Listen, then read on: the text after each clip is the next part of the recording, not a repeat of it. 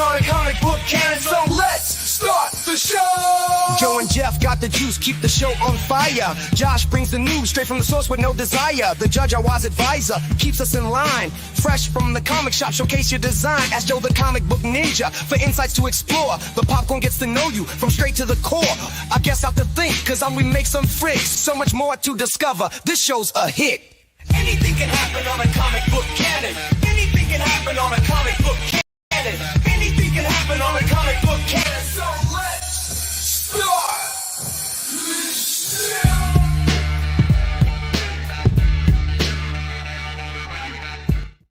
Anything can happen on a comic book canon. So Joe, let's start the show. Sunday night. Anything at all. Anything can happen on a comic book canon. We've seen it as recently as Thanos getting, Josh suggesting that Thanos get a Hitler mustache or something like that, which was absolutely insane. Really have to open the show with that one? I should not start it with that one. There goes our engagement. Okay. Anyways, with that said, happy to be back on a Saturday in June, our second Saturday in June. Forgot to mention, bro, what day of the week is it? It's a second Sunday in June. Hey, Big Dan is in the house. Always good to see Big Dan. Big Dan has amazing takes. And I still haven't gotten your take because he posted something in Naomi's Instagram thread about a certain thing that happened this week. Actually, we're not covering it in the news, I don't think. But Big Dan, you know what I'm talking about. I want your take. Thank you, Christina Payne. Yes, everybody, please like and subscribe if you haven't already. But we are the #1 show ever on YouTube Live, and we are on the TikToks as well. Watch us on the YouTubes. You get the full show experience. We haven't figured out how to do that technically just yet. So hopefully everybody had a great week. This is the second Sunday in June. It is a 5-weekend June. Does that make sense? So every time we have a 5-weekend month, we take that weekend off, that Sunday off. So I believe that's the 29th. 3 weeks from today, we will not be live. We will make an announcement for that. But yeah. Oh, snap. All right, Dan, let us know when that's up. I want to check that out. I love that take. That's why you were just keeping it close to the chest, because you're producing this right now. But happy to be here. We have a new segment tonight featuring our very own judge, Dan De La Torre. It is riveting. That's right. He has the gavel. Josh has a ton of news. And we have a featured episode issue. This is episode 227. And Joe, you really called me out on last week where I just major gaffe on my part in terms of and so basically we doubled up on the character and the title last week to this week. So okay. What's that? That's okay. You're not going to hold it against me. We'll get into it right now. It's Batman 227. Joe has some thoughts, I know. When a young woman becomes haunted by the ghost of her father in an eerie mansion, Batman investigates and uncovers a trail of gothic mystery and deception as he explores the haunted estate. He faces a series of deadly traps and chilling revelations. Ultimately, Batman proves there's nothing supernatural, just human greed behind the ghostly legend. Writer Denny O'Neil, artist Irv Novick, inker Dick Gordiano, and cover by Joe. The Neil Adams. Joe, give me 3 words to describe this cover, what it means to you. The first word that comes to mind is iconic, and that's thrown around a lot.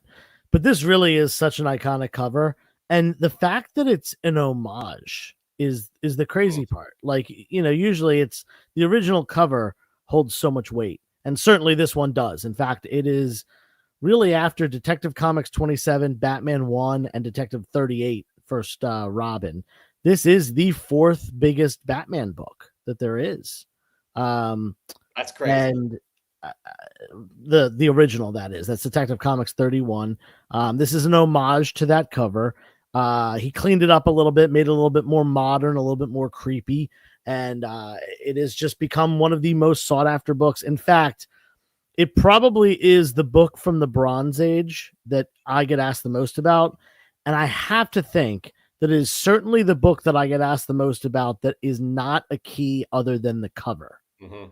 Every other book that I get asked about as much as this, sure, Fantastic 448, First Silver Surfer, ASM 300, First Venom, those books get asked about all the time, but this book get asked about all the time, and it is not a key other than this phenomenal Neil Adams cover. And I can't hold on to this book.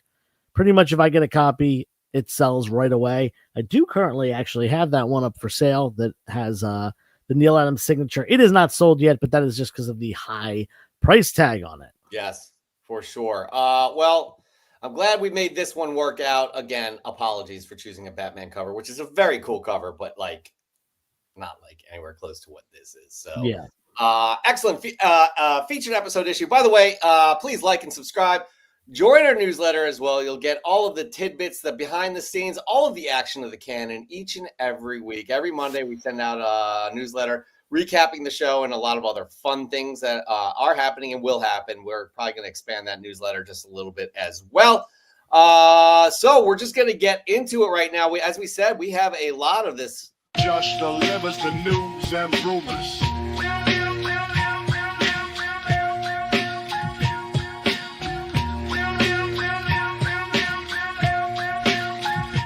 Joshua, you were a busy boy this week, weren't you, sir? Oh, very, very, very, very, very, very, very busy. Very busy indeed, because there is a lot of news for us to get to. So, with that said, maybe we should just do it, shall we? Enough with the pleasantries, because honestly, Joe, at this point, there's nothing pleasant with this relationship with Josh. Am I right? You are correct. I mean, I wake up every morning and remember that he has contractually obligated to be part of the canon. And initially, I usually fly into a fit of rage, which turns to tears. And it really just honestly ruins my whole day, which ruins my whole week, which ruins my whole month. And Josh, fuck you. Yeah. Well, I mean, hey, Joe, I do help you pay your mortgage every month. Whoa. You have a house because of me, man. Josh does buy some comic books from me. Yeah, that's true. The problem I have is getting to that point of acceptance. I think that's where you and I are stuck. We cannot get over that hill of acceptance that Joshua's here, and that's it. But I do find this quite interesting. Big Dan, it's his favorite segment. So interesting. Okay. We have a lot of other great segments here, actually, probably much better than this one. So let's see who Josh besmirches tonight. Maybe Neil Adams or Stan Lee's widow. I mean, there's always a chance.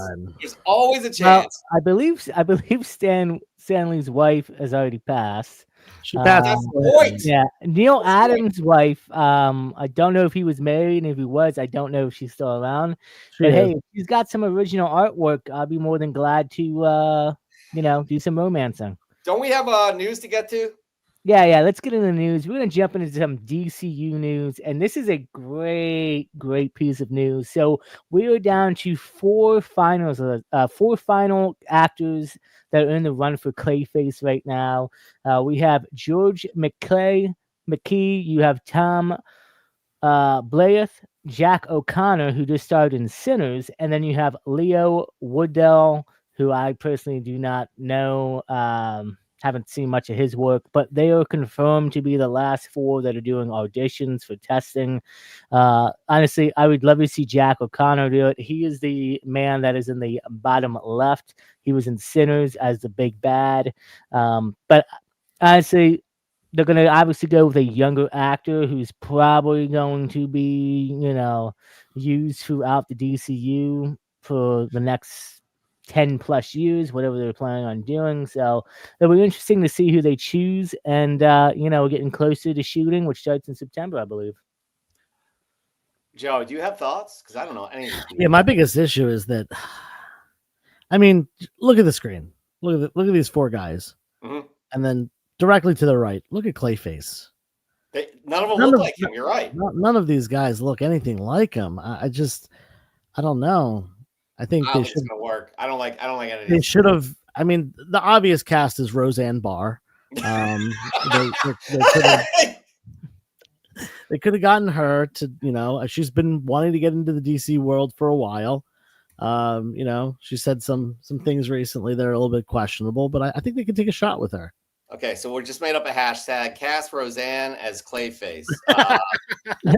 So we'll go with that. I think I spelled that wrong, but whatever. You spelled everything wrong in that sentence. Just Makeup will be putting in overtime. I'm not sure if he meant for these guys or for Roseanne, but okay. Anyways, we got Raising Elm in the house. Hello. Also forgot to mention we have a May winner for Fresh from the Comic Shop, and we have an announcement to make for the June finalists. So what's up? Pull up Derek's comment. Joe wants Roseanne. Wait, in what capacity? Oh God. Moving on. What do we got next, Joshua? Yeah, still going with some DCU news. Michael Rosenbaum, who was Lex Luthor in Smallville, one of my favorite all-time shows, and one of the, in my opinion, probably the best or one of the very best DC shows we ever got in television. He is voiced a couple of lines for a Superman movie. Now, the main speculation is that he's probably going to be playing one of the robots in the Fortress. But I had two other ideas that came to mind. What if he's Jor-El doing voiceovers for Jor-El, or what if he's an older, Lex Senior, and he leaves like voicemails on Lex Luthor's phone or something, and he's considered an older Lex Luthor Senior, and then we have Lex Jr.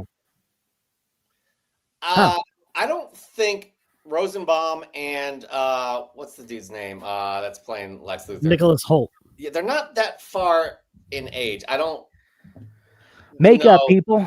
Make up. Sure. It's a cool Easter egg, man. Just forget it. He's getting angry, Joe. He's getting angry. I think he's gonna be voicing Crypto. Yes, absolutely. By the way, I still have this hashtag up. I am so sorry, Joe. This is off the rails already. But yeah, they do have that relationship from Guardians of the Galaxy where he played the Crystal character, and I cannot remember his name because I like that version of the Guardians of the Galaxy better than the old version of the Guardians of the Galaxy. What is that guy's name? But Rosenbaum played that guy. And so they do have a working relationship. Obviously, Rosenbaum has ties to Superman with Smallville. I have no idea what role he could be playing other than like, hey, it'd be cool if you were part of this since you have been part of the Superman ethos, which is, it's just it's kind of like, I don't know, a kinship. I don't know what I'm talking about. Joe, what are your thoughts on this story? You just want to move on? Yeah, I mean, I don't really have too many thoughts on it. It's great. I actually love when they bring back old actors that previously, partook in an IP, a previous movie or a television show or something like that, and they use them in something. They've done it with everyone from the guy that played little Billy Batson in Shazam. Yeah. He was in one of the Shazam movies. They Chris Claremont was in one of the X-Men movies, as well as Brubaker was in Captain America Winter Soldier. Like, whether it's an actor or a creator that worked on the character, I think it's really cool when they add them in as little extras or minor roles or something like that. It's just like the Stan Lee cameo. So yeah, sure, this is a cool nod to people like Josh who love Smallville. Yeah, that's all I got for that too. I'm messing around with our TikTok, so I'm a little distracted. All right, we're gonna move on to the next story. Yeah. Go ahead, Joshua. So moving on to some MCU news. Ryan Coogler has confirmed that Denzel Washington will appear in Black Panther 3. Be interesting to see who he ends up being. Rumor is that he will be the main villain. We'll have to see. I don't really know a whole bunch of older 60, 70-year-old villains in the Black Panther rogue gallery, but it'll be interesting to see. And, Denzel, I don't care what movie he's in. I don't care if it's a cameo. I'll see it for him. He's just a fantastic actor, and every time he's on the screen, he steals scenes. So I'm looking forward to it. Ryan Coogler has him as the greatest living actor. I'm not sure. I like Denzel a lot. I liked him. He was amazing in Gladiator, by the way. He was incredible. There are some thoughts that he may be playing. I can't remember the characters in this issue of Black Panther #3, Volume 3. I had it. I cannot remember. Anyways, This is bad on my part. I am out of it tonight. But anyways, yes. So I'm all about it. I love the fact that they're getting these quality actors. They continue to get quality actors and directors and producers as part of their casting and their everything surrounding it. So the more quality you surround yourself, the better product it will probably be. Joseph.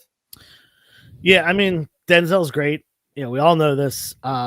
Just be wary, because sometimes I feel like they throw, a very popular actor in to try to kind of save a movie, and they put too much weight on that.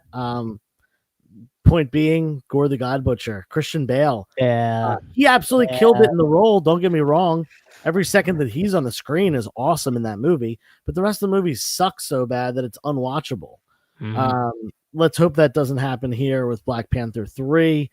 My hopes are that post multiverse, we're going to get a new Black Panther. I am hoping that I've been saying this from the beginning, resurrect Killmonger, Michael B. Jordan, Black Panther. Let's go, baby, one time. Absolutely. I think that'd be pretty cool for sure. By the way, Lexi is absolutely messing with me. She's in the TikToks and on the YouTubes at the same time, messing with us. So why couldn't messing with people? Why couldn't Ryan Gosling be the new Black Panther? Oh God, here we go. Ryan Gosling, yeah. By the way, Achibe is the name of the potential villain that Denzel may be playing. Yeah. Spud, honestly, I can't communicate with you other than like this right here on the TikToks. But here, obviously, I can. She is destroying my brain, no doubt about that. I appreciate it though; it's fun. It keeps me on my toes. 6 million people watching right now. Why don't you all like and subscribe if you haven't already? Moving on. Yeah, moving on to some more MCU news. Emily Hampshire has officially been cast as the human version of Edith in Vision Quest. It sounds like they were getting all of the AIs in human form, and from what I'm hearing about the show, like I said last week, I think we're in for a real treat. They're gonna pull off some really cool things. Next week, I'll have some rumors about other potential MCU stars showing up in the Vision Quest show, and one character in particular who I thought she should have been in the Captain America Brave New World, who didn't show up, but she may potentially be in here as well. We'll have to see. But yeah, rounding off the cast with Vision Quest, it seems like every week now we're getting an announcement. So I'm all for this.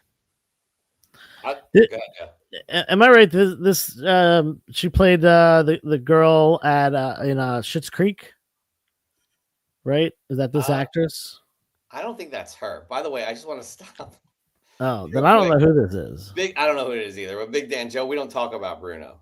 Yeah, man, that was like 10 minutes ago. I know, but it's hilarious because we don't talk about. All right. Well, anyway, as far as this goes, I think this is the girl from Schitt's Creek who I really liked in the show. Interesting, her taking on a role like this, very different than the Schitt's Creek role, but maybe that's not even the same person, and I don't know what I'm talking about. Either way, I am very glad that Vision Quest is still happening. I know it's been a very, very long time. That was 2001, right? Early 2001 that WandaVision came out. You mean 2021? Did I say 2001? My bad. 2021, wow. 4 years ago. Jeff, who invited you back in here? Nah, you have no right, honestly. You need to get 2001. Like, come on. That is. I was like, wait a minute. Hold on. I got to double hear that. Tired. Yeah. By the way, Big Dan, you know we got kids when we're talking about Bruno. That's all I have to say right there. Anyways, yeah, I don't. Oh wait, Naomi has confirmed. Oh, Naomi's gunning for your job, Josh. This could, if we find a suitable replacement, Joe, we can kick him out, right? So it is the woman from Schitt's Creek. Okay, cool. I'm just stoked that the show's still happening because it's like I said, over 4 years in the making at this point since the announcement. I guess it was the initial announcement because it was like right after WandaVision that they were like, Vision, White Vision will return as Vision, in his own solo thing, whatever. So I'm stoked about this. I see a new hashtag now. That's Uh-oh. not Casper Zan. Hey, look, if you guys want me to leave, this will be my last time doing the news segment. Good luck. There, he said it. He quit. He just quit. What do we have next for the news, Joe? All right. Okay, I'll give this a try. Go for it. I'll do the rumors. Okay, cool. So battle in the box office: Superman versus the Fantastic Four. Obviously, these are the two big movies. This summer coming out. Actually, the whole year coming out. A lot ride on these two movies, with Superman being kind of the entry point to the DCU, even though we had Creature Commandos, and with a lot of kind of not so great releases from the MCU, and Fantastic Four hoping to right the ship, even though Thunderbolts was great, but did not make as much money as expected. So Superman is tracking to earn domestically $154 million to $175 million on opening weekend, and the Fantastic Four First Steps is projected to earn between $125 million to $136 million during its domestic opening weekend, which leads us to believe, obviously, by these numbers right here, Superman is the more eagerly anticipated film from what I'm reading here. I didn't write this. I have no idea where this information came from. Let's bring Joshua back in. How'd I do, Josh? All right, not bad. I didn't even read that, and that was off the top of my head. I'd like to see Joe do one too. But anyways, go ahead. Yeah, so Battle of the Box Office, and just to clarify, so this comes from a project. It's like a team project online where they take how many views and trailers.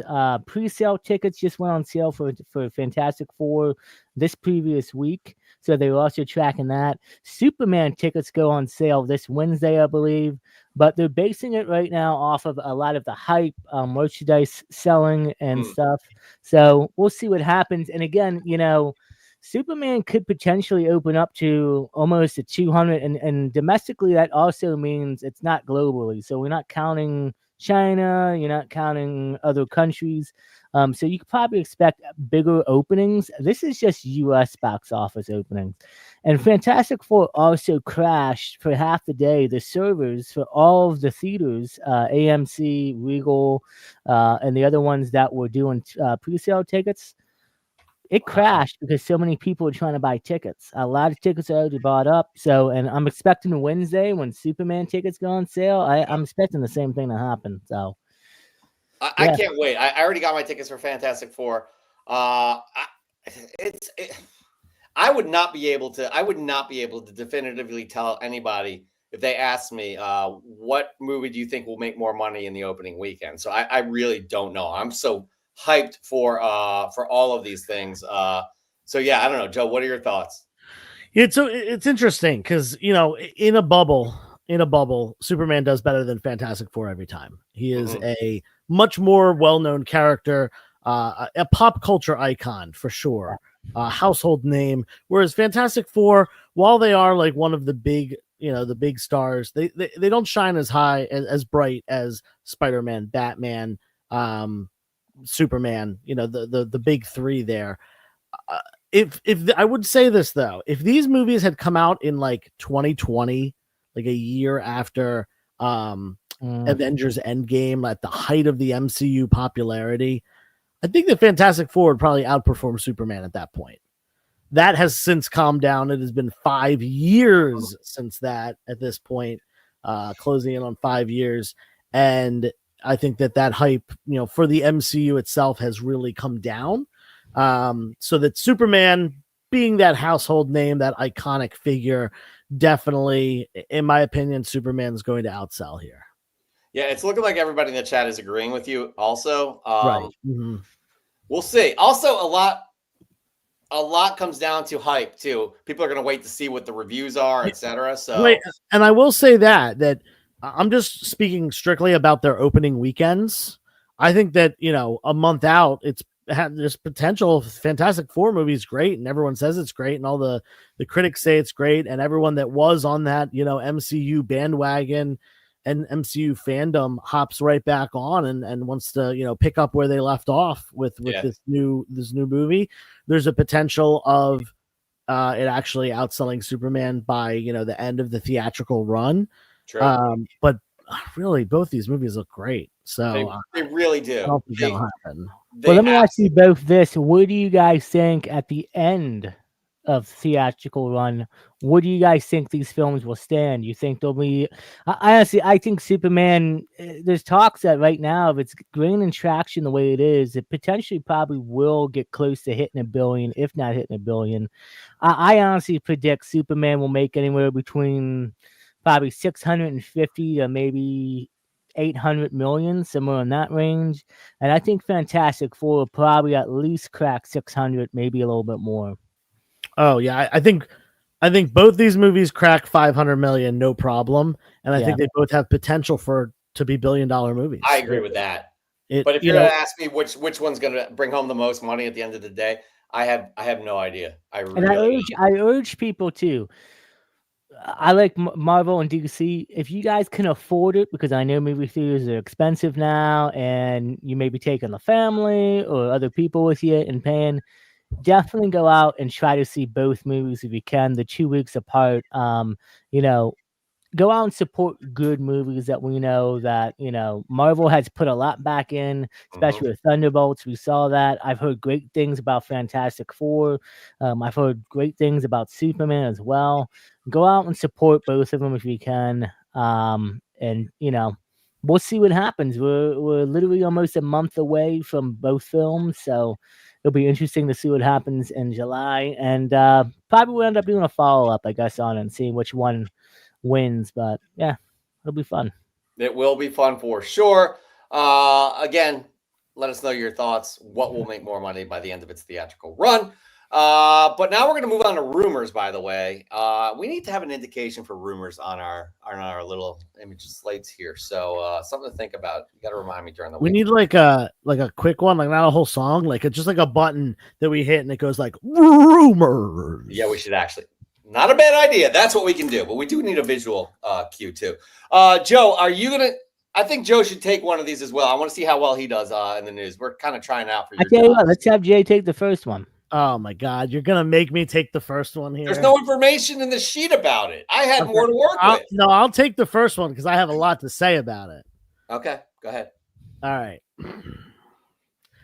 Teen Titans. What has become the most popular team of DC, in my opinion.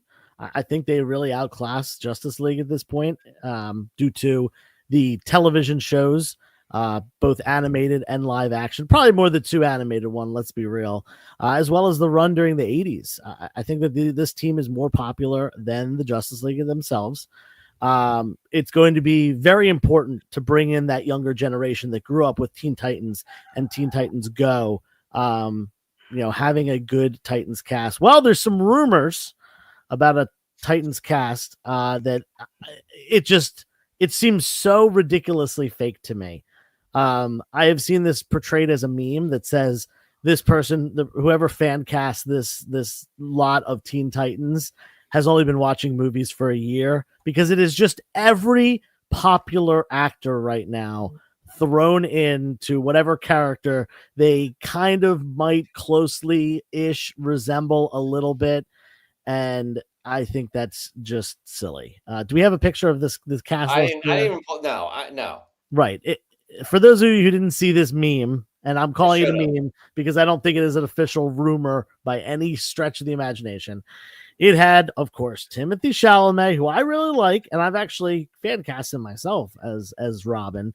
Be Nightwing, it had Tom Holland as Beast Boy.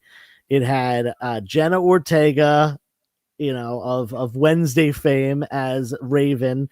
Starfire was Zendaya. Of course, they got to have Tom Holland and Zendaya in something else together, not just Spider-Man and their real life engagement. And then the best one, the most hilarious one, the most laughable one was Cyborg. Of course, Dwayne "The Rock" Johnson was in the Cyborg picture. Of course, you might as well put Jack Black as Kid Flash or something like that on the team, because he's just they're gonna get Kevin Hart in there too. Like, who are we gonna throw Kevin Hart in as? So silly, such a silly it was clearly like a fan casting. Josh, I know you think this is a rumor, but I do not think this is anything close to a real rumor. It would be atrocious. I want to just move on from that. Joe, you did a fantastic job. Can we move on to the next? Hold on, he missed the biggest part of the news. The biggest part of the rumor is casting may potentially happen this fall. Okay, so none of these are rumors. This is just there's a rumor that casting is happening this fall. Well, no, rumor is that the casting's happening in the fall, and somebody posted up, and it got traction behind it that this might be the rumored selection that DC is looking to go with. I hate everything. All right, move on. Let's move on. Come on, no. Jeff, would you like to take the next one, or you want me to get back? No, you're back. You're back. But we would like to know in the comments what you thought about Joe and my performance in regards to the news. Naomi is also a perfectly, capable candidate for sure. Just in case Josh gets sick, right, Joe? Yeah, sick or I don't know, poisoned or goes missing, quote unquote. Anyways, what do we got? Moving on. So I got some more Vision Quest kind of rumored news. I cannot pronounce this guy's name for the life of me. Where is it? Roderick Malika. Malika. He has been cast in the show, and it was reported that he was going to play a teen on the show. Guys, hold on a second. I just want to go back for a second. That name, that first name, it's Irish, it's Gaelic, it's pronounced Rory. That's what I said. That's close to what you said. Sure. Check the tape. So he may be our Tommy Maximoff, aka Speed and Vision Quest. Like I said, he was cast. He is confirmed to be playing a teen character. I forget what name they gave him though. I think they called him like Steve or some weird and some right name. But anyway, so it'll be interesting. I mean, hey, I don't know if he looks like Tommy from the comics, but obviously you're gonna have to have him in there at some point. We got Billy and Agatha, so makes sense. And it ends up happening. I guess we'll get closer to hopefully getting a Young Avengers /Champions show, maybe. That would be amazing. They have a roster for it now, and I think that would be absolutely fantastic and a lot of fun and inject new life into the whole overall MCU. Joseph, thoughts? Yeah, I don't know this guy. I don't know what he's in, but I am all for these younger characters coming on, being a younger team, whether they, like Josh said, called the Young Avengers, called the Champions. They could be called, the little guys. I don't care. Maybe not that one. Maybe not that one. I think this is really important in order to not only progress the MCU along, but also, give it some more longevity, especially if these characters click with people and, they dive a little bit deeper into, some of the lesser known characters. Cause, we had the first wave of Avengers characters. They weren't household names per se, other than maybe like Hulk.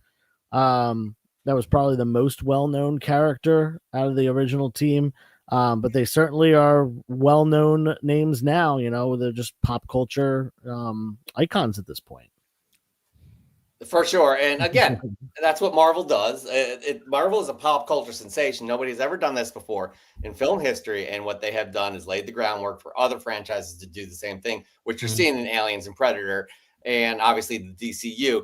But you need to continue to grow and build. And Josh, you probably have some knowledge about, a soft reboot or just a complete reboot with the MCU coming up after Secret Wars. Who knows? Either way, you're going to have to start bringing in other characters, just like the comics did. And it injects new life and new interest into these properties. I cannot believe Naomi checked the tape to see how I pronounced it.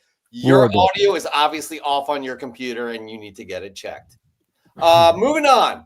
What do we got? Yeah, so this is interesting. Nicole Kidman is reportedly being eyed to play the female villain in Spider-Man Brand New Day.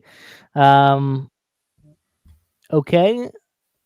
I like Nicole Kidman. I just, at her age, I don't know. Again, we were talking about female villains, and I'm just kind of trying to think of who she could be. Joe probably knows a little bit more than I do on this situation. I mean, the first thing that comes to mind is Madam Web, but I don't think that they're going to be doing another iteration of Madam Web anytime soon. Give me come back at the end. I'm gonna brainstorm on this as far as I'm gonna throw this out there. There is rumor that she could be playing Menace, because I looked this up myself.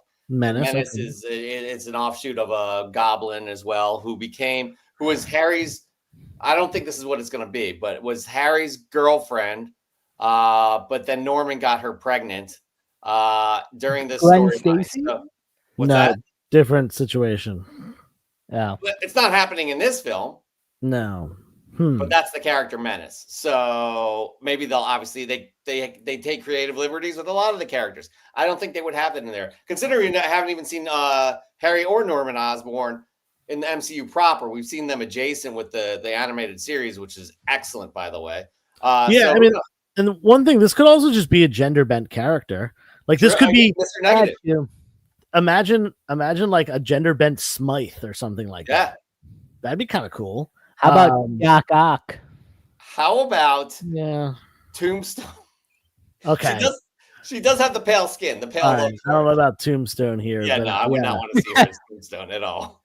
Or time out. Wait, Norma Osborn. Oh, there you go. No, come on. No. That one shouldn't. But holy crap! I just pictured her all green and laughing, and I would not be down with that. I would not be. Yeah, but then like I would hate that, because then like there's no mention of the Osborns throughout like the last 3 Spider-Man solo films, along with any of the other MCU films we've gotten in like 12 years. So what are you gonna say? Like what's gonna be a flashback where the Avengers kill Norman and Harry during Avengers 1, like they did with Kate Bishop and Hawkeye, and then like, she wants her revenge against Spider-Man? Hasn't Oscorp been mentioned? That's a good question. I think they were mentioning. I think Oscorp has been Homecoming. mentioned. I'll look it up. I know. I'll look that up, but we'll move on to the next news. By the way, Naomi wants to know: is Madam Web a mentor to the? I think she means to the spider characters, or just to the women. Yeah, to the. Well, I mean, in the film they just did, she was like a mentor to Jessica Drew and the 2 others. Julia Carpenter and Aranya Corazon. Okay. All right. Well, I have not seen that movie yet. Moving on for sure. So, this has been a lifeless Josh was in the Amazon with my mom when she was researching spiders right before she died. Derek. That is Derek. Derek. Honestly, I want you to win something for that comment. That is definitely comment of the week. That's the comment. That might be the comment of the year so far. Could be. It really could be. I haven't seen Madam Web, but if anybody hasn't as well, I do know that relates to the film. So it's a really important line. Yeah, you know how you're supposed to show and not say. You're supposed to kind of show things. At one point, she literally looks at the bad guy and realizes that she recognizes him, and she's like, he was in the Amazon with my mom when she was researching spiders right before she died. Like, it was just like very convenient. It just said it. Like it was a full piece of dialogue rather than being shown. So that was hilarious. I do have to say that Oscorp has not been mentioned in the MCU. I did a quick research. Okay. But yeah. Okay. Moving on. All right. What do we got? I think it's our second to last news story. What do we got? Yeah. So going back to the Marvels, which by the way I thought was a decent film. I've rewatched it once so far and still enjoyed it. It had a fantastic. Well, I won't say fantastic, but it had a end credit scene that is probably the most important end credit scene. And the reason for that being is because Monica Rambeau ends up in a different universe, and her mother, a different version of her mother is with the X-Men and with Hank McCoy, who is Beast in the X-Men universe. Well, rumor is that X-Men and that universe will be the universe that teams up with the Avengers in the upcoming Doomsday movie. Yeah. So it's also, I think, been confirmed that there are a group of Avengers on that Earth with the X-Men. And rumor is that there's going to be a team that consists of variants of Iron Man, Captain America, Thor, Giant Man, Wasp, Black Panther, and Brainiac. Now, I've heard that if this is true, probably Robert Downey Jr. will be inspiring a variant of Iron Man.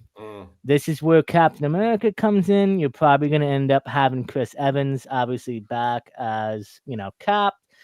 For Thor, I'm hearing it might actually be the Jane Foster Thor.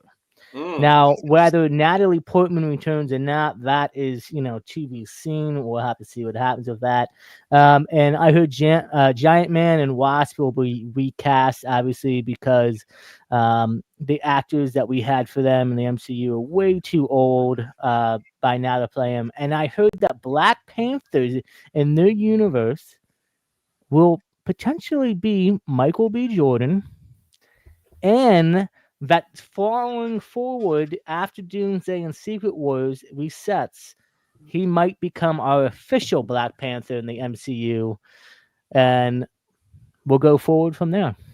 I like that. I do like that too, because that's a nice handoff, especially with obviously he had the working relationship with Chadwick. Also, Ryan Coogler has a great working relationship with him, and he's a great actor. He really is. I would love to see that. I'd be okay to see that. And as Spud says, make some MFing noise. I don't know why, but let's just do it. Make some noise. Woo! There we go. All right, move on to the last news story right here. What do we got? Yeah. All right. So we're gonna talk some more Spider-Man news. Sadie Sink obviously has been cast in Brave New Day. Well, not Brave New Day, Brand New Day. Man, it's been a long week. And we're still trying to find out who she will be playing. Well, a new rumor suggests that she might be a variant of Gwen Stacy, which I think's, believable. We'll have to see. Now, the question is, obviously, why would she be a variant? Why wouldn't she just be the Gwen Stacy? Yeah. Because we haven't had Gwen show up in the MCU yet. And again, going back and forth, this film has been, rumored to be street level. It's been rumored to do multiverse storyline, do both of them combined. I guess we'll just have to wait and see. Personally, there was a rumor that she was going to be Jean Grey and right. For the new X-Men team. I would like to see that. I think, she's young.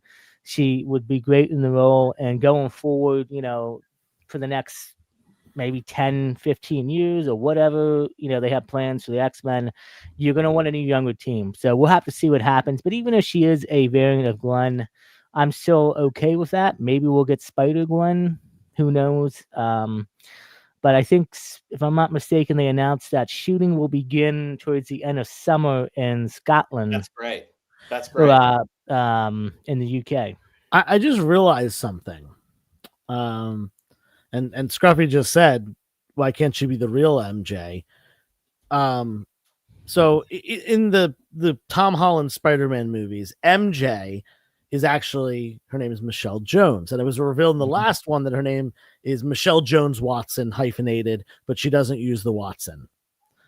What if, that being her last name, what if this is like her cousin or something like that?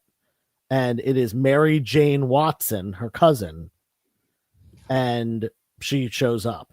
This would be interesting. I don't like it, man. Yeah, but then it's going to be weird because then let's just say if Tom Holland's Spider-Man falls for her. Yeah. You know what I mean? He had a relationship. Oh, Zendaya's going to get jealous? Yeah, right. They're engaged. How dare you? He doesn't remember who Peter is, so I guess Peter can. I'm not gonna say what I want to say out loud, but yeah, just move on. Good, you guys talk. We'll find out. We'll find out. Listen, I'm not super concerned. I don't need to know every casting that's rumored and stuff like that. It's fun to take our guesses and stuff like that, but it's one of those situations where only time will tell. Only time will tell, and that will happen because I'm psyched that they're starting to shoot at the end of summer. By the way, make some MFing noise. Was related to the fine man that is Michael B. Jordan. So Lexi definitely has an opinion on that.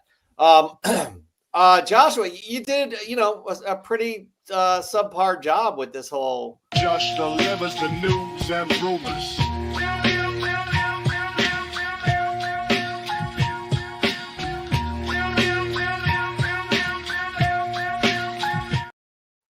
We'll give him a solid C, won't we? Oops, I forgot to take that down. We don't need to see that anymore, do we?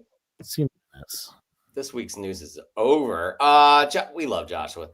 We're the guys in the Sandlot that we like the kids, so we throw sand in his eyes. So, anyways, he did a stellar job. Naomi may do better, but whatever. Naomi likes what she's doing now. Which again, we have another banger for this upcoming New Comic Book Day pick of the week from Naomi. We have a Did You Know, but we also have a brand new segment. Before we get to that, make sure you put your questions in the comments for Ask Joe.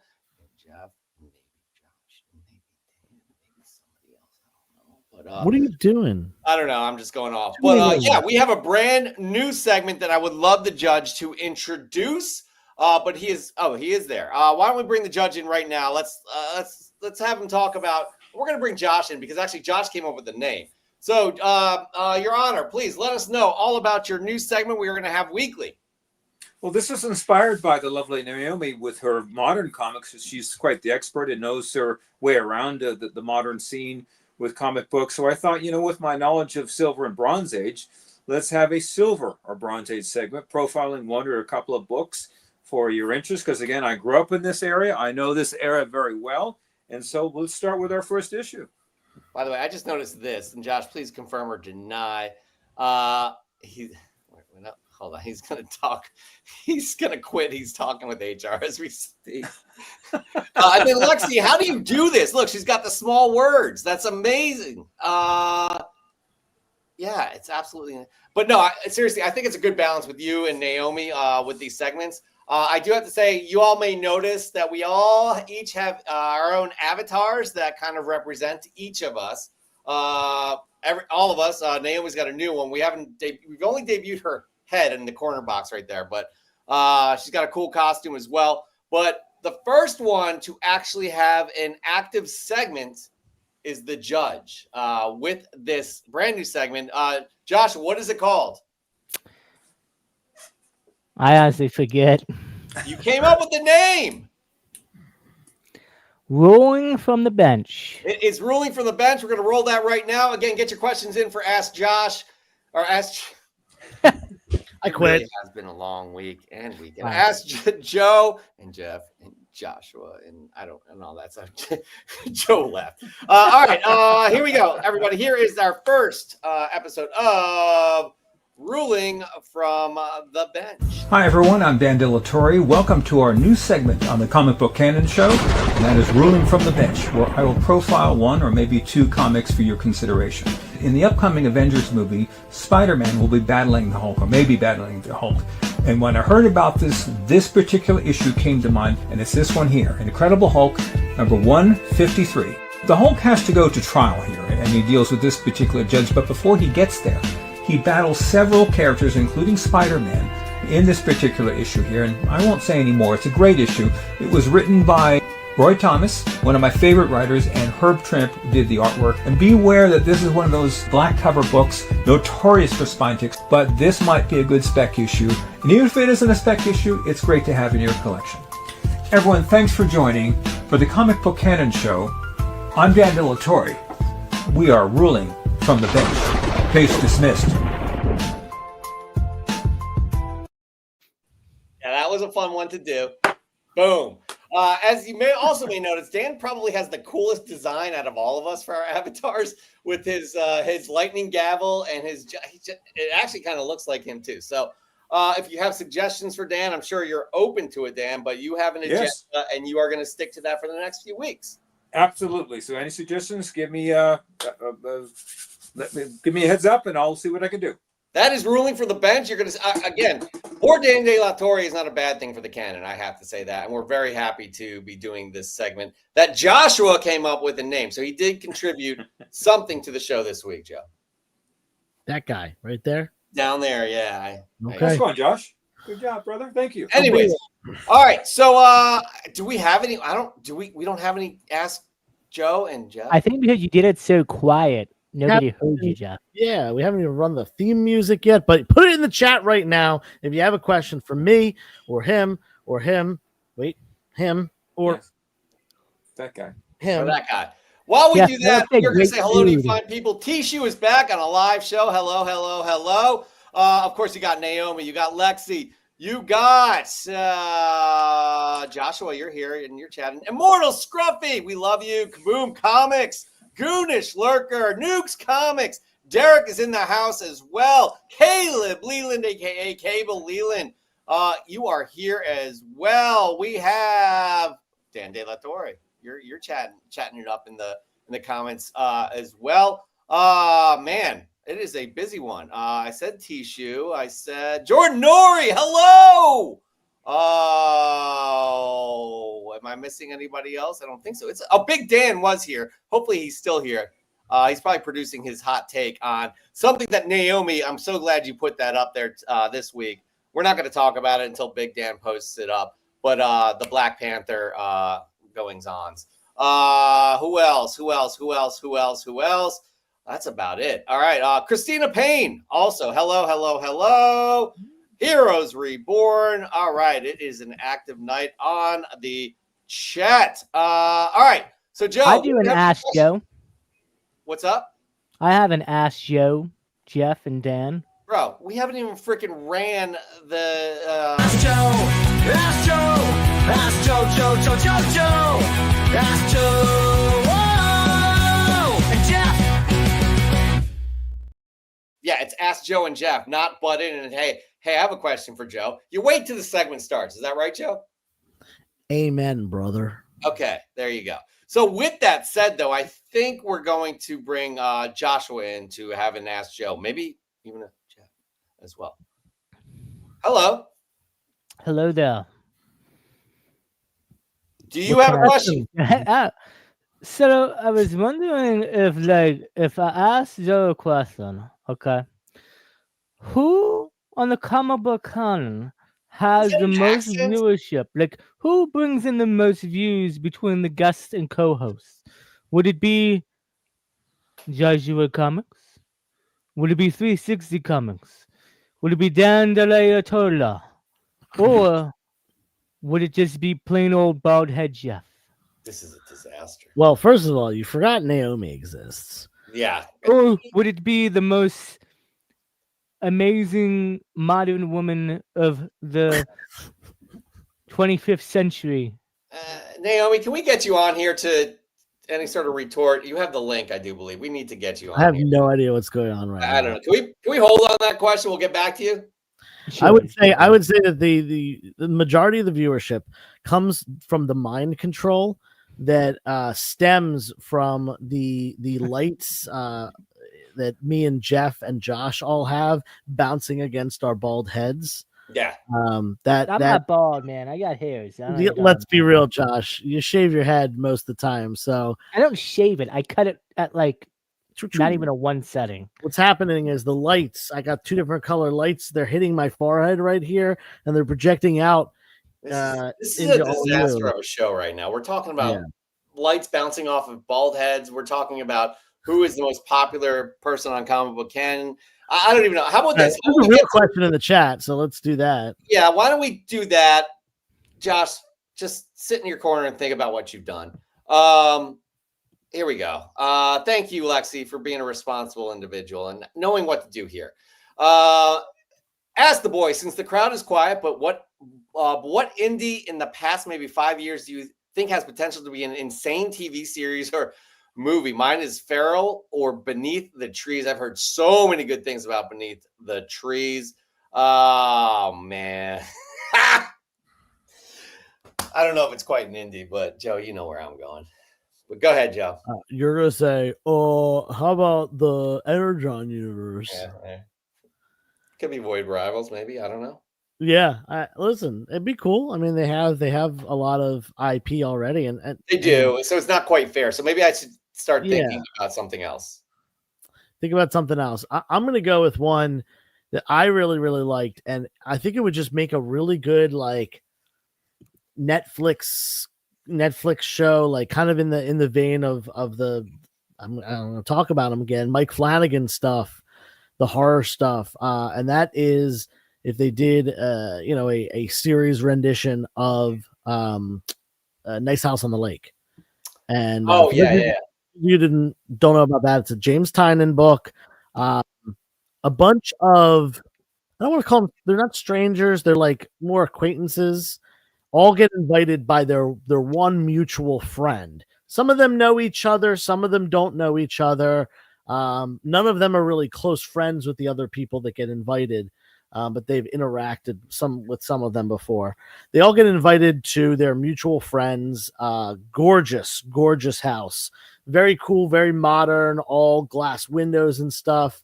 And let's just say that there is something sinister that is behind this invitation to a seemingly beautiful getaway. Nice House on the Lake, very good. Definitely read it. James Tynion obviously killing it. And that was one of probably my favorite thing that I think I've read by him.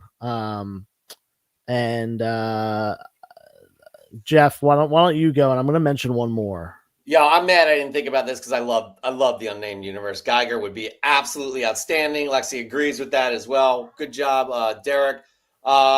Assorted Crisis Events. I read the first issue. I haven't read the second. I'm wondering if Naomi read. Is she in? Is she here? Oh, she's here. How dare us? Oh, wow. Hello. Actually, this is a great question for you to answer as well. I'm going to go Assorted Crisis Events for, by the way, hello, Naomi. We can't hear you. Oh, you can't hear me? Okay. I can hear you. There we go. Okay. But I think you're going to bring a good one here. Assorted Crisis Events. It's an Image Comics release. It is crazy about multiverses, different versions of yourself. It is bonkers. It is absolutely bonkers. I haven't read issue 2 or 3 yet, but that is one I could see. But I would rather see Geiger. So the question, Naomi, is maybe in the past 5 years, what do you think has potential to be an insane TV series or movie from like an indie? And we know you read a lot of indies.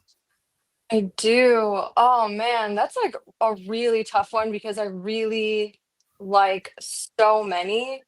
I'm like looking at what I have. Yeah, I don't know. That's a really hard one. I know somebody said Beneath the Trees. Obviously, I think that one is great. I love that, especially with the second installment coming out soon.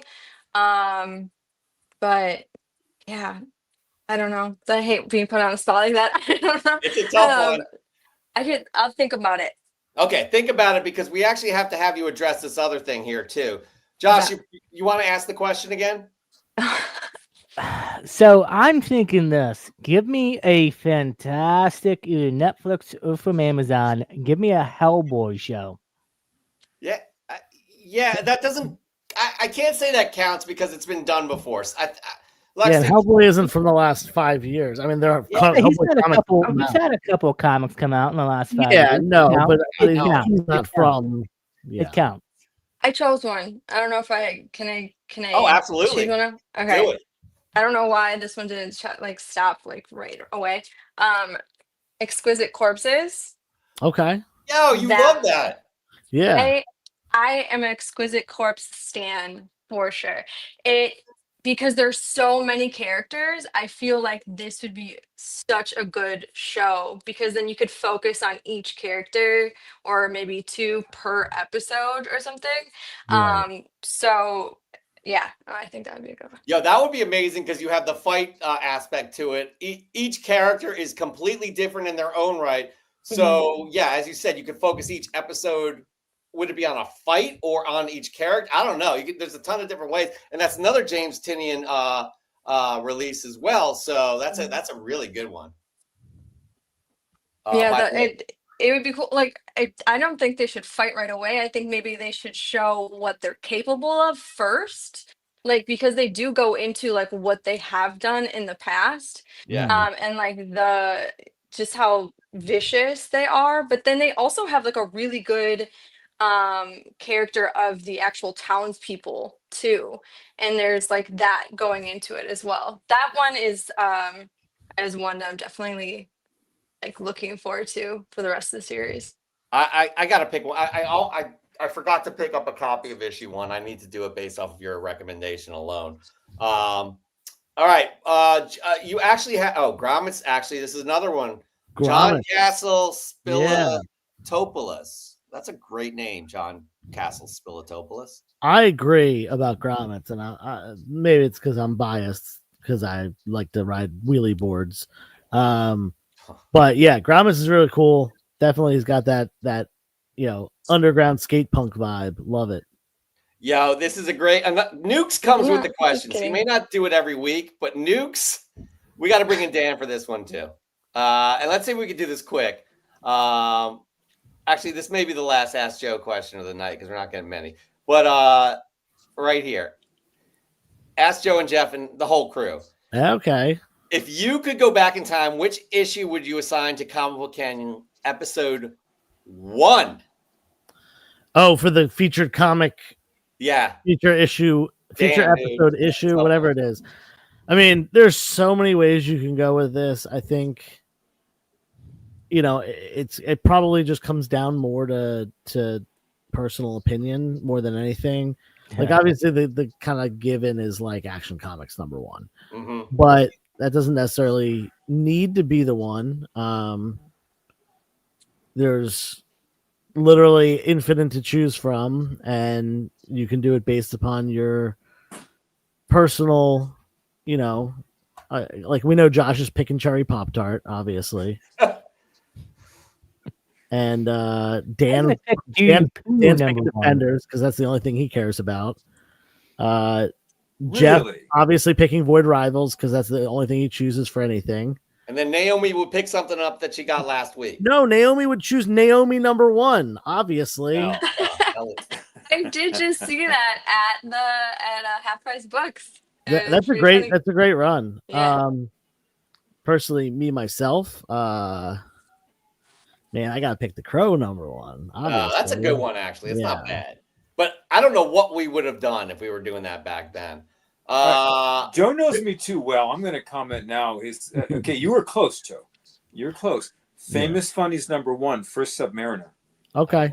That there's only 7 or 8, I think, known to exist. Yeah, I've never even seen one. To find. Yeah, and just astronomical numbers. But I'd love to see one just to have one. First Submariner. It was a giveaway for for at movie theaters or something like that. Correct. Yeah. Discovered in the 70s, I think. It was Marvel Comics #1 was always the presumed first appearance. And then when that was discovered, it changed everything.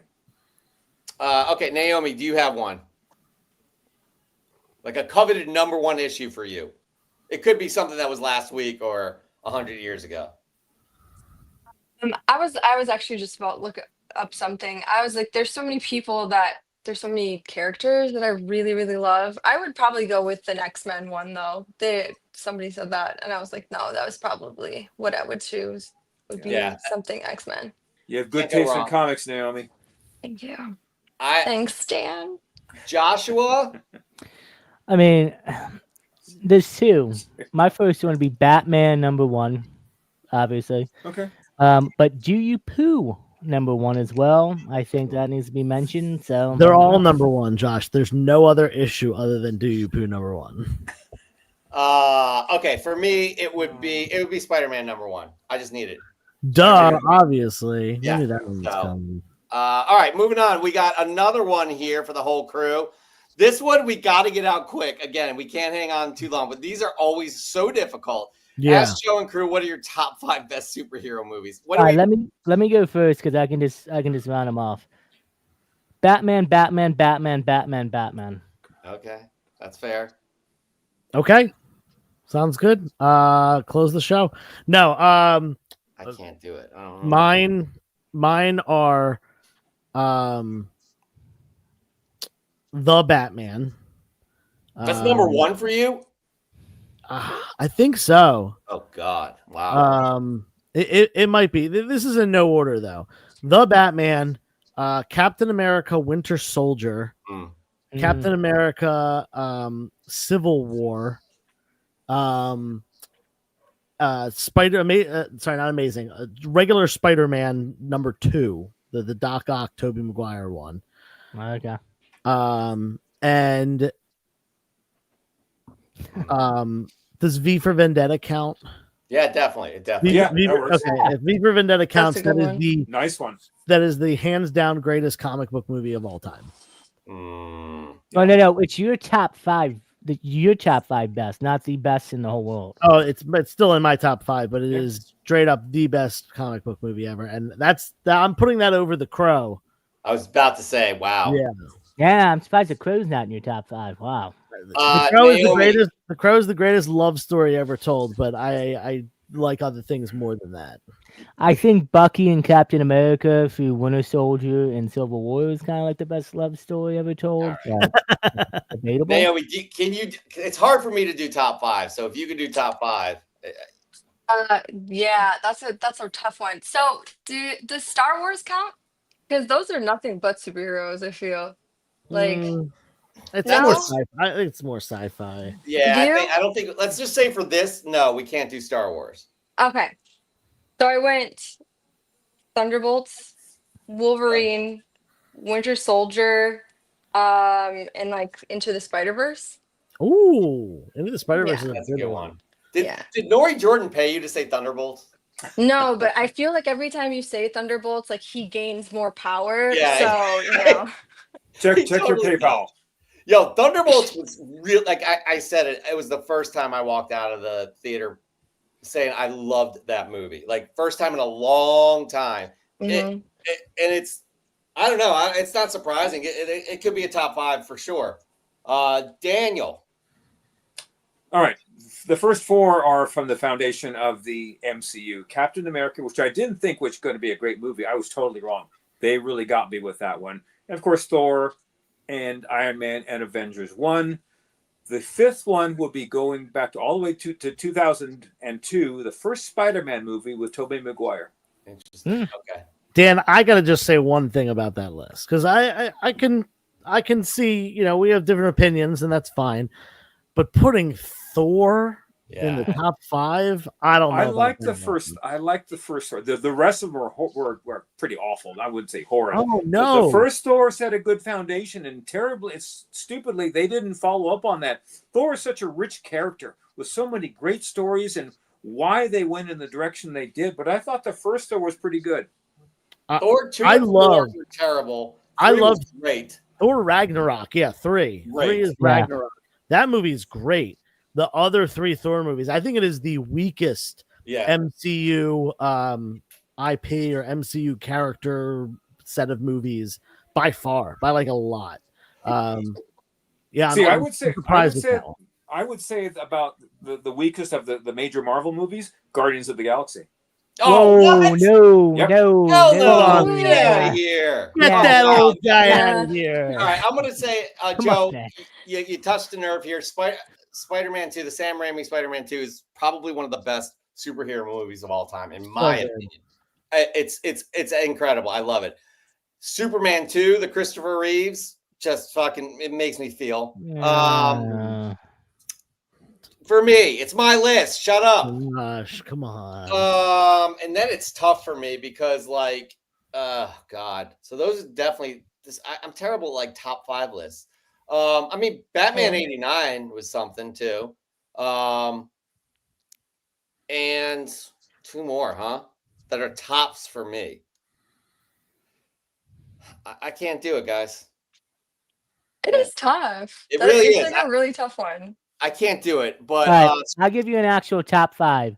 The Batman, I'm going to go with Joe on that one. The Batman, Captain America, Winter Soldier, Spider-Man 2, This is just my list.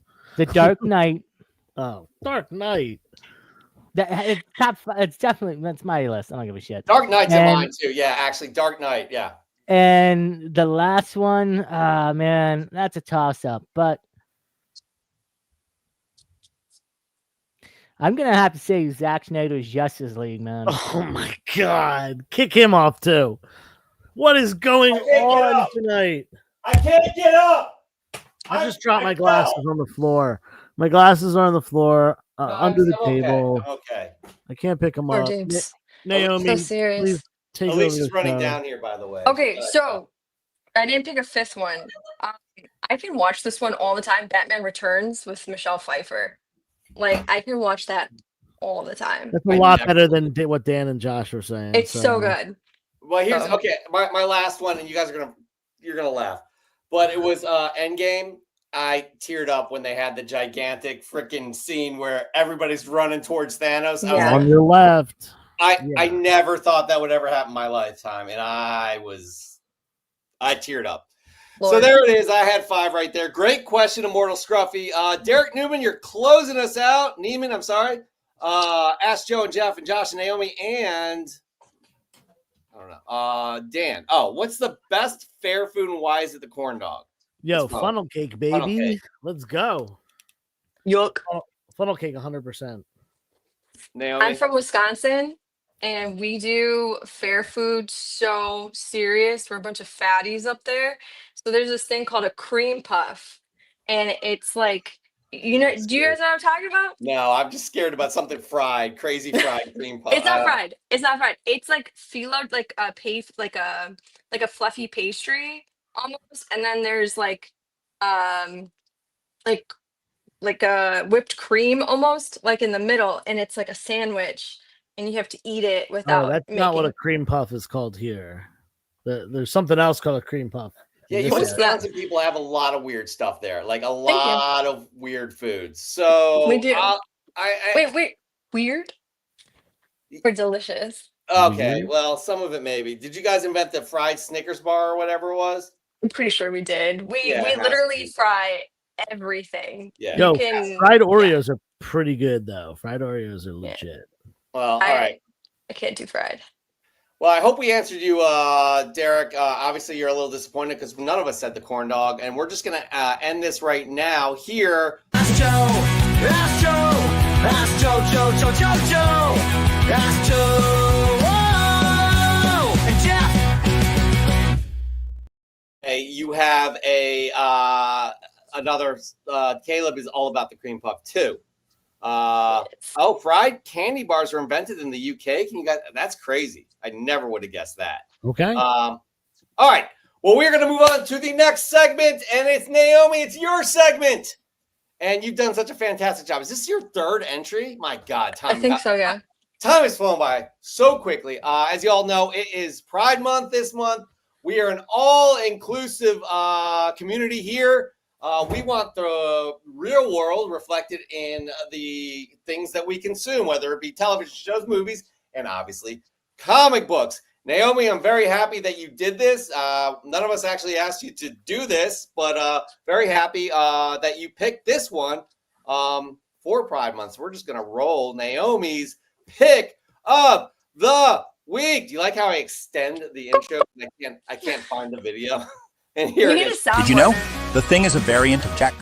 I didn't find the video. That was not the right video. That was not correct. This one. Hey guys, it's June, which means it's Pride Month. This month, we get to celebrate the 5th consecutive year Marvel is bringing out a one-shot that celebrates the LGBTQIA plus community with characters and creators. The giant-sized Pride anthology for June is called Marvel United, a Pride special.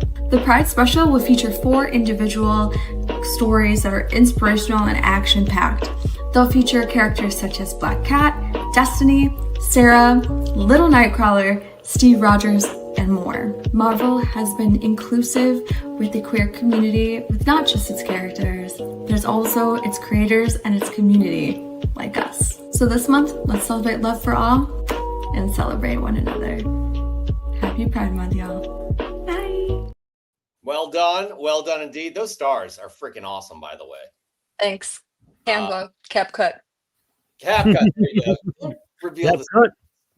Don't reveal the secrets. But again, Joe, myself, and even Chris, one of the original founders of Comic Book Canon, we've always been about inclusivity and again, you gotta celebrate people's differences because that's what makes us all great. You know what I mean? Like, it sounds pretty woke to me. So Okay. Anyways, moving on.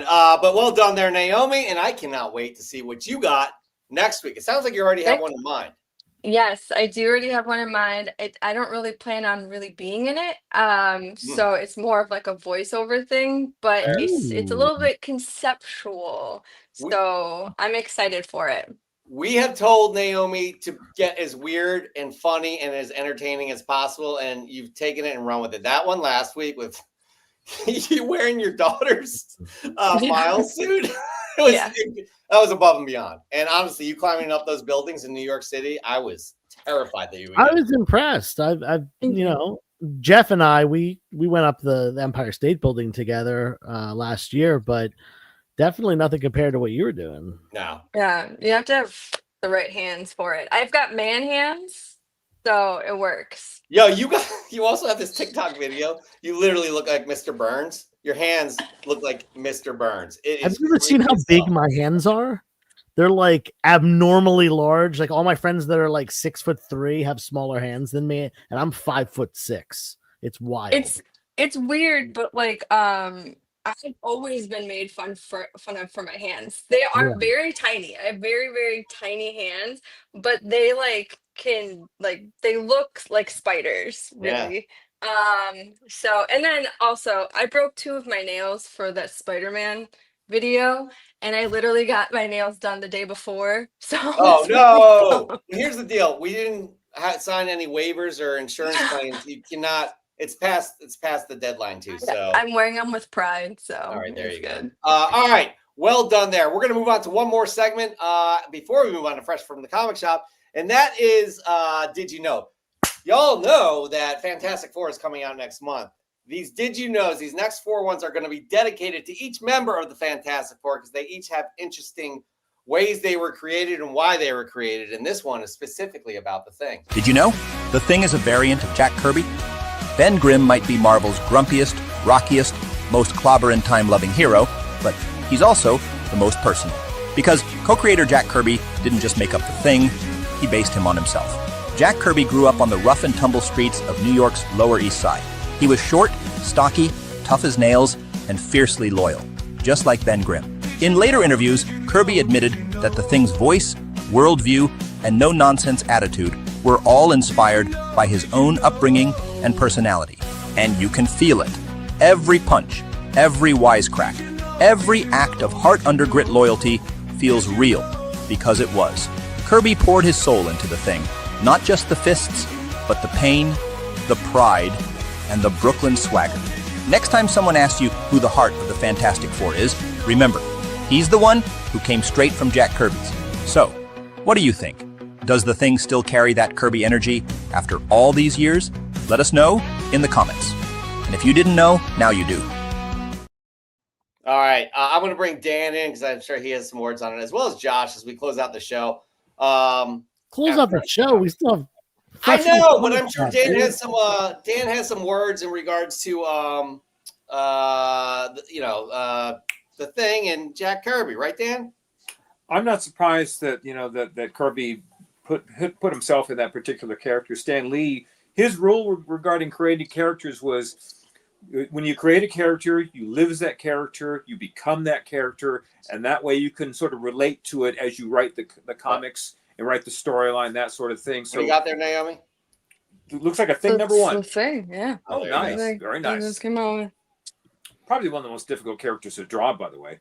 But why Stan Lee and Kirby in the bullpen became so successful was because they brought their characters to a human level. And so we could relate to them. Spider-Man, Peter Parker was always broke. He couldn't talk to girls. We could all relate to that as young men. The Hulk was angry. He busts out. Yeah, of course. Handsome Joe is excluded from this conversation. Handsome Joe. But anyway, no, with that personal touch and human element and human touch, he got hold of all of us here. He certainly got my attention with all these characters. For sure. Again, that's what made Marvel so special. They were the ones to bring in actual real world problems more than the damsel in distress that previous comic books and publishers tried to do.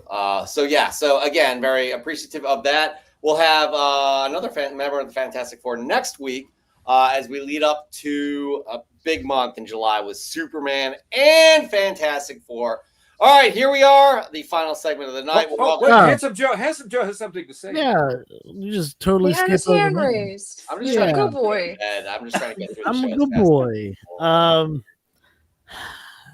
Oh yeah, what I was gonna say was Ben Grimm also kind of, I don't know if he was the absolute first, but certainly the most widely known early Jewish character in comics. And you know, Jack Kirby, Stan Lee, and a lot of the early creators were you know, Jewish, working in, you know, the media and publication in New York. That was a very common place for you know, Jewish Americans to settle when they, you know, came over from Europe. And I think that you know, that's a major part of his character as well. So that's kind of cool that they added that in there. No, It for must have been sure. a tough brisk. Good Lord. He wasn't always a rock. He was a rock as a baby. Yeah, Never by know. the way, that probably takes the cake. And Josh is like, thank God Naomi said something like that. It takes the pressure off of Josh. He's trying to beat him actually right now. He's definitely got something to say. We're going to move on to the last segment of the evening. Y'all know what it is. Fresh from the comic shop, your collection's treasures ready to pop. It's time to share, don't let it flop. Fresh from the comic shop. Take a shot, make it bright, give it style and flair. Show a book that's unique, something rare out there. Tell us why it matters, what's the story behind. Pull at our heartstrings and you'll surely shine. Sponsored by Crafty Comics, where collections flex their style. Museum quality slabs and displays with 99% UV protection, because your fresh gets deserve the spotlight.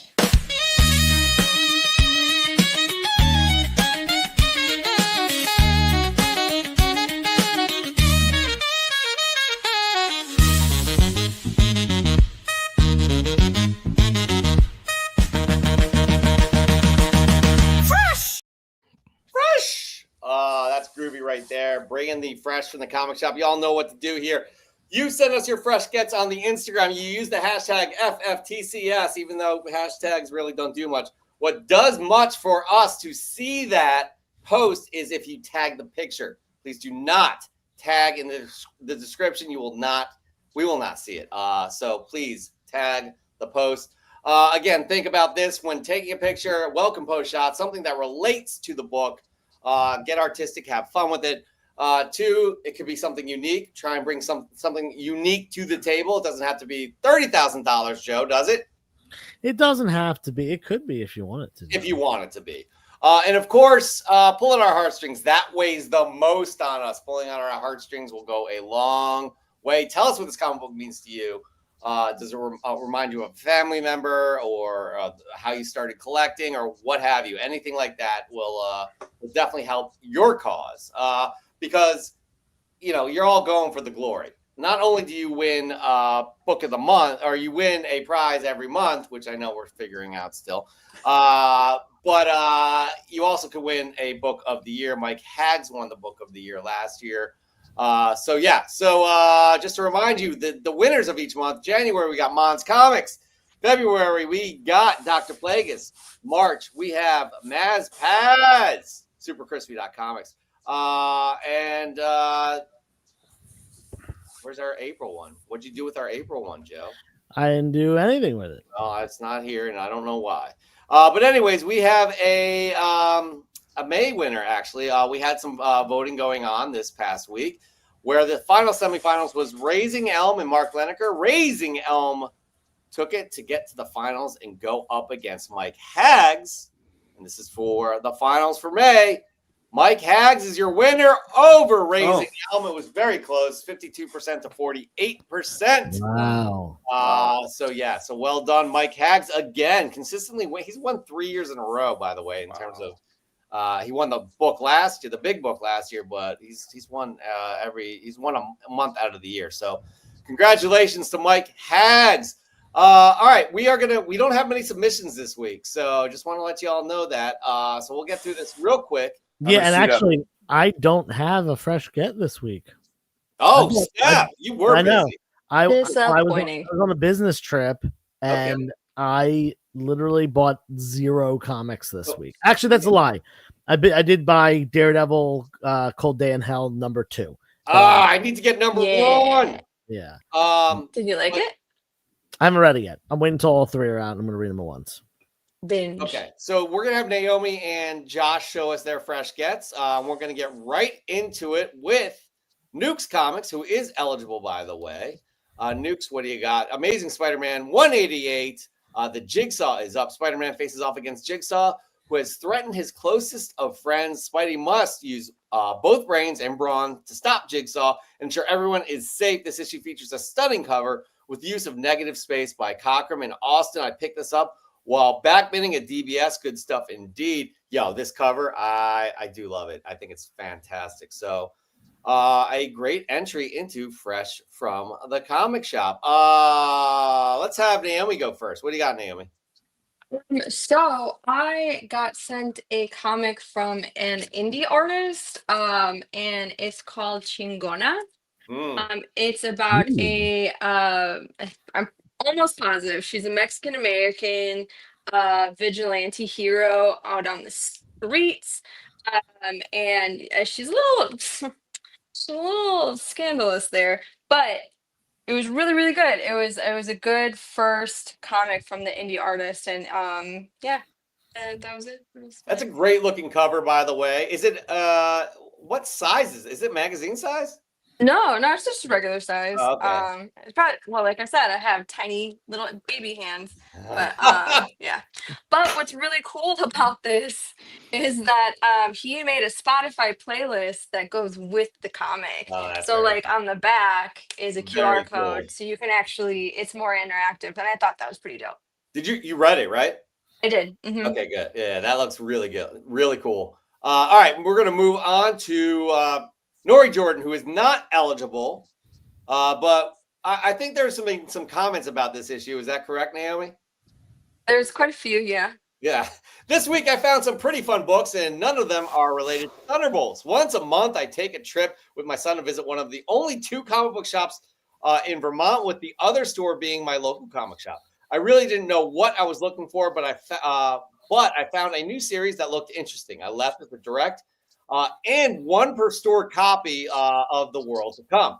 I guess I got lucky because the variant copy is selling for around $50. I think it's more than that now, actually. I haven't had a chance to read it yet, but I am optimistic. Take care, everyone. I saw previews of this. There's a website out there that kind of shows that gets their hands on it early and posts the actual pages. I found it really interesting. And I'm excited to see what happens next, because Priest is a great writer for sure. And he's, if you haven't heard, he's bringing in new elements to Black Panther lore. Granted, it is based in the future. So what's that? I laughed because it's the talk of the town. The White Panther.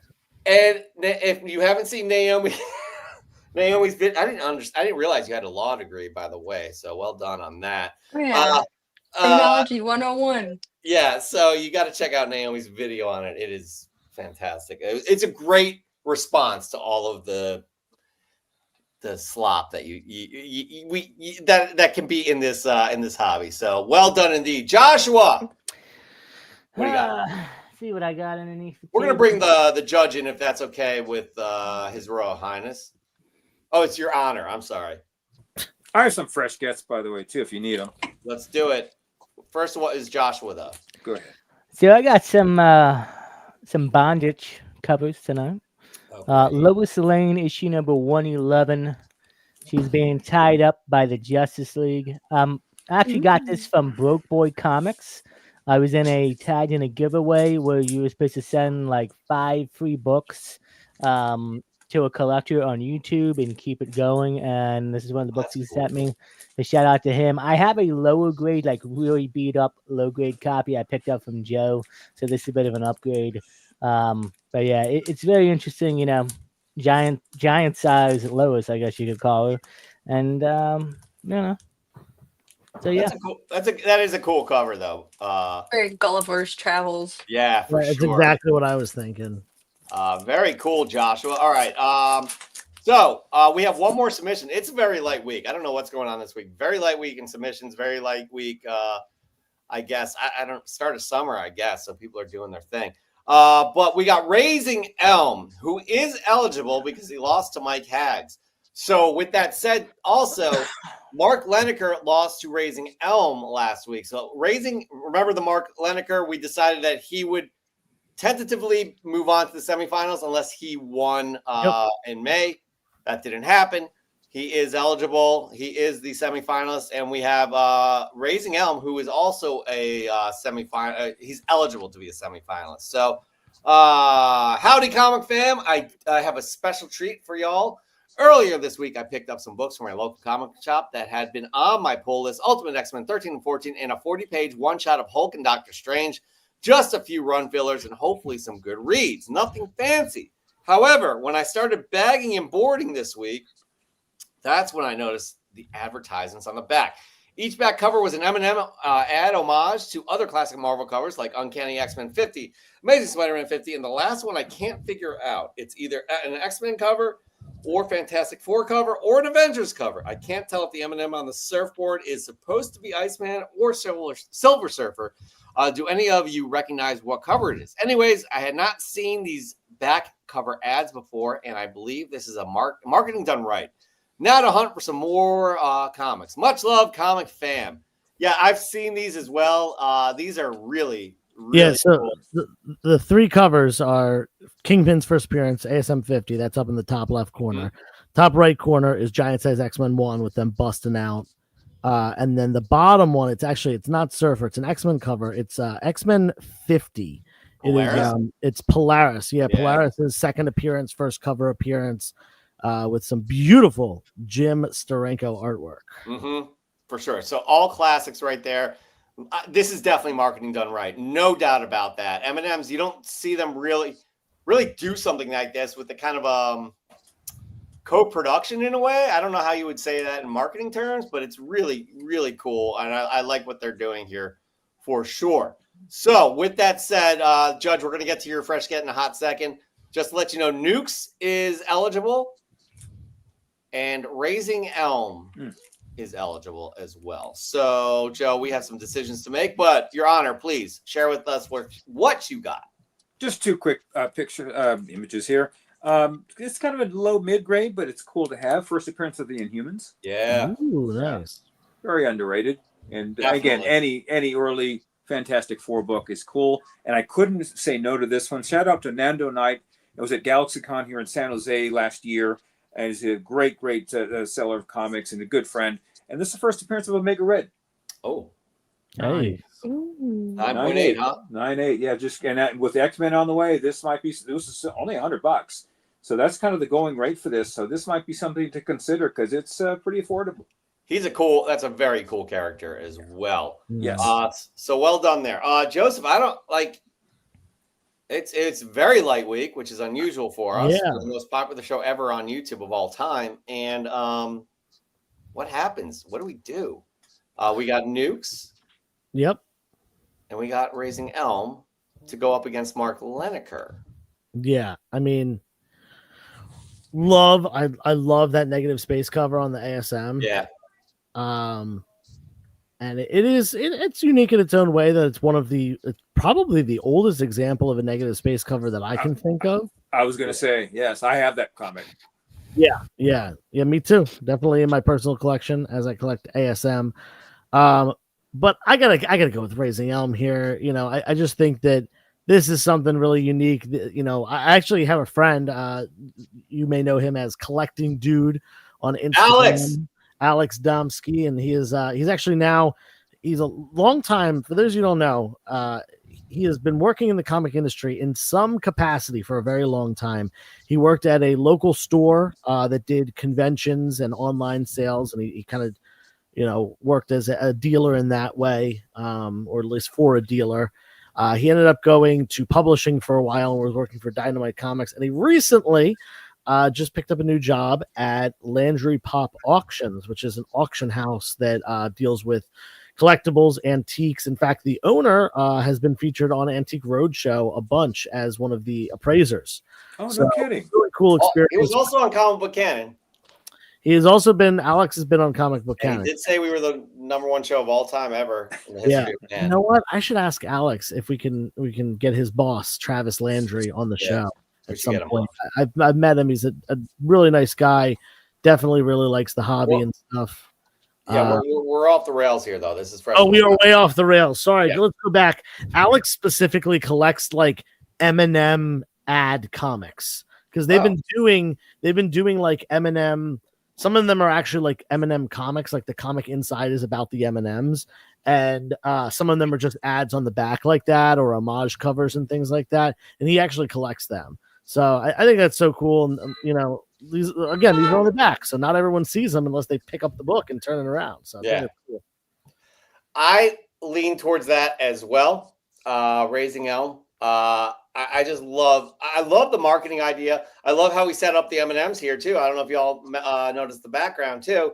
Raising Elm always goes above and beyond in anything he does here, even if he is a winner of the month. So I have to say, Raising Elm, you are moving on to the finals as long as the judge decrees it so. Sounds good to me. This was easier than last week when you Jeff, confused the hell out of me. So how dare you confuse an old man? Anyway, Raising Elm, winner. Case dismissed. Fantastic. Congratulations, Raising Elm. It's actually a rematch of the last semifinals of May. Ooh. So Lineker versus Justin. It's very exciting. Here we are, another Sunday, wrapping up another show. We love you all. We love the time that's spent with us. We always say that our most precious commodity is time.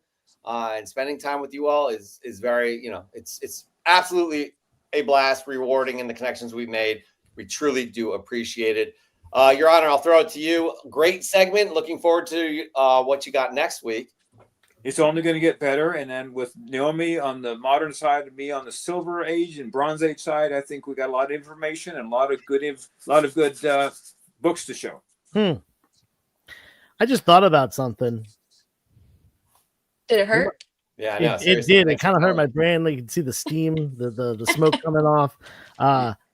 If we continue with this, I could always throw in some of my Golden Age knowledge because that's the main thing I collect. Oh, whoa! This show is expanding. We're going to be a 3-hour live show now.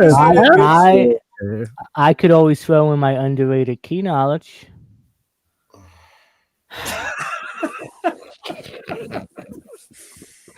We did not have enough of that, did we? Josh has met. No, I will give it to Josh for real. The guy has key collector on speed dial. Like I feel like he has 20 tabs of key collector on his computer at all times. Wait, I'm done. I don't want to do it anymore. Talking to his agent.